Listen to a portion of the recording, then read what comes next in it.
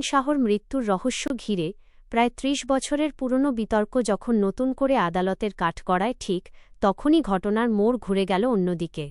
মামলার অন্যতম আসামি আশরাফুল হক ওরফে ডন গ্রেপ্তার, তার জামিন নামঞ্জুর। এর মধ্যেই এবার সালমান শাহর ছোট ভাই শাহরান শাহকে হত্যার হুমকি দেওয়ার অভিযোগ উঠেছে।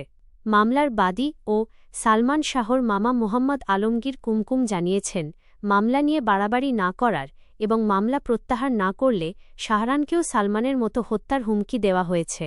বুধবার আদালত প্রাঙ্গণে সাংবাদিকদের সামনে তিনি একটি ফেসবুক লাইভের কমেন্টের স্ক্রিনশট দেখান। তার দাবি, মামুন নামে এক ব্যক্তির ফেসবুক লাইভে শাকিল কিবরিয়া নামের একটি আইডি থেকে হুমকিটি দেওয়া হয়েছে। বিষয়টি নিয়ে রমনা থানায় সাধারণ ডায়েরি করার প্রস্তুতি চলছে। এখানেই নতুন প্রশ্ন, সালমান শাহর মৃত্যুর রহস্য উদ্ঘাটনের আইনি লড়াই কি এখন তার পরিবারের জন্যও নিরাপত্তার ঝুঁকি তৈরি করছে? সালমান শাহ হত্যা মামলায় এজাহারভুক্ত চতুর্থ আসামি আশরাফুল হক ডনকে গত রোববার শাহজালাল আন্তর্জাতিক বিমানবন্দর থেকে আটক করা হয়। সৌদি আরবে ওমরাহ পালনের উদ্দেশ্যে যাওয়ার সময় ইমিগ্রেশন কর্তৃপক্ষ তাকে আটক করে পুলিশের কাছে হস্তান্তর করে। পুলিশের পক্ষ থেকে তার জামিনের বিরোধিতা করা হয়। তদন্ত প্রভাবিত করা কিংবা আবার আত্মগোপনে যাওয়ার আশঙ্কার কথা আদালতে তুলে ধরা হয়। বুধবার শুনানি শেষে আদালত ডনের জামিন আবেদন নামঞ্জুর করেন। অর্থাৎ একদিকে মামলার অন্যতম আসামি এখন কারাগারে, অন্যদিকে মামলার বাদীপক্ষের পরিবারের সদস্যকে হত্যার হুমকির অভিযোগ সামনে এসেছে। এই দুই ঘটনা একই সময় সামনে আসায় মামলাটি ঘিরে উত্তেজনা আরও বেড়েছে। শুধু একটি সামাজিক যোগাযোগ মাধ্যমের মন্তব্য থেকেই কোনো অপরাধ সংগঠনের সিদ্ধান্তে পৌঁছানোর সুযোগ নেই। হুমকিটি কে দিয়েছে, অ্যাকাউন্টটি কার, মন্তব্যটি সত্যি ওই ব্যক্তির করা কিনা এবং এর পেছনে কোনো সংগঠিত উদ্দেশ্য আছে কিনা এসবই তদন্তের বিষয়। তবে অভিযোগটি গুরুত্বহীনও নয়, কারণ সালমান শাহ হত্যা মামলার তদন্ত এখন এমন এক পর্যায়ে রয়েছে যেখানে আদালত ৩০ আগস্টের মধ্যে তদন্ত প্রতিবেদন জমা দেওয়ার সময়সীমা নির্ধারণ করেছে। এর আগে তদন্তকারী সংস্থা সালমান শাহর দেহাবশেষ উত্তোলন করে নতুন করে ময়নাতদন্তের অনুমতিও চেয়েছিল। অর্থাৎ মামলার তদন্ত যখন নতুন কিছু প্রমাণ বা তথ্যের দিকে এগোচ্ছে বলে প্রতীয়মান হচ্ছে, ঠিক তখন বাদীপক্ষের পরিবারের সদস্যকে হুমকির অভিযোগ স্বাভাবিকভাবেই নতুন উদ্বেগ তৈরি করছে। ১৯৯৬ সালের ৬ সেপ্টেম্বর সালমান শাহর মৃত্যুর দিন তার পরিবারের সদস্যরা ইস্কাটনের বাসায় গিয়েছিলেন। মামলার এজাহারে সালমানের ছোট ভাই শাহরানের উপস্থিতির কথাও উল্লেখ রয়েছে। দীর্ঘদিন ধরে চলা এই মামলায় পরিবারটির অবস্থানও নতুন নয়। সালমানের মা নীলা চৌধুরী তার ছেলের মৃত্যু আত্মহত্যা নয়, হত্যাকাণ্ড এমন দাবি করে আসছেন।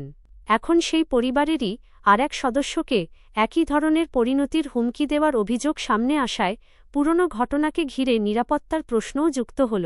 সালমান শাহ মামলার সবচেয়ে বড় বৈপরীত্য এখানেই। একদিকে আগের একাধিক তদন্তে তার মৃত্যুকে আত্মহত্যা বলা হয়েছিল, অন্যদিকে নতুন হত্যা মামলায় পরিকল্পিত হত্যার অভিযোগ আনা হয়েছে।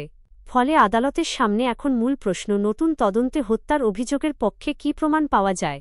তার ওপর তদন্ত প্রতিবেদন জমা দেওয়ার সময়সীমাও এগিয়ে আসছে। ৩০ আগস্টের মধ্যে প্রতিবেদন জমা দেওয়ার নির্দেশ রয়েছে। এই পরিস্থিতিতে শাহরানকে হত্যার হুমকির অভিযোগ মামলাটিকে শুধু পুরনো রহস্যের তদন্ত হিসেবে রাখছে না, এর সঙ্গে যুক্ত করছে বর্তমান সময়ের নিরাপত্তা ও সাক্ষ্য প্রমাণ সুরক্ষার প্রশ্নও। অন্যদিকে বুধবার ডনের জামিন আবেদন নামঞ্জুর হওয়ায় তিনি আপাতত কারাগারেই থাকছেন। মামলার তদন্তে তার কাছ থেকে কী তথ্য পাওয়া যায় সেটিই এখন গুরুত্বপূর্ণ, কারণ দীর্ঘদিনের পুরনো ঘটনার ক্ষেত্রে প্রত্যক্ষ তথ্য, নথি, সাক্ষ্য এবং ফরেনসিক প্রমাণ সবকিছুর মধ্যে সামঞ্জস্য খুঁজে বের করাই তদন্তকারীদের বড় চ্যালেঞ্জ। ডনের বিরুদ্ধে যেসব অভিযোগ রয়েছে সেগুলো এখনও আদালতে প্রমাণিত হয়নি, এ বিষয়টিও গুরুত্বপূর্ণ। সালমান শাহ মামলা এখন এমন এক পর্যায়ে দাঁড়িয়ে আছে যেখানে একাধিক ঘটনা একই সুতোয় এসে মিলছে।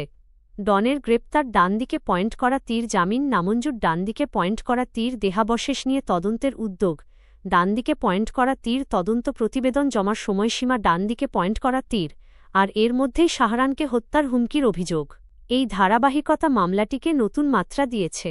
তবে শেষ পর্যন্ত সামাজিক যোগাযোগ মাধ্যমের হুমকি, পুরনো অভিযোগ কিংবা নতুন করে ওঠা নানা দাবি কোনোটি একা সত্য প্রতিষ্ঠা করতে পারে না। সত্য বের করতে হলে প্রয়োজন তদন্তে পাওয়া নির্ভরযোগ্য প্রমাণ এবং আদালতে তার গ্রহণযোগ্যতা।